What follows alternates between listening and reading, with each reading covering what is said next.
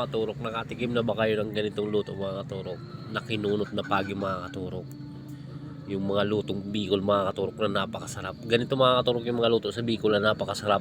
Kinunot na pagi mga katurok. Pag nagawi ka ng Bicol, hindi pwedeng hindi mo ito matitikman mga katurok.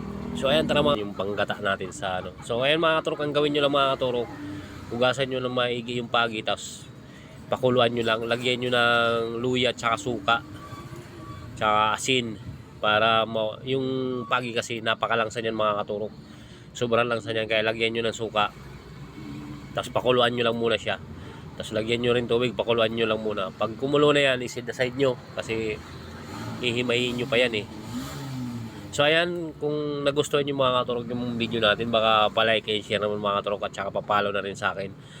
Tsaka thank you sa inyong lahat sa walang sawang suporta mga katurok, nang dahil sa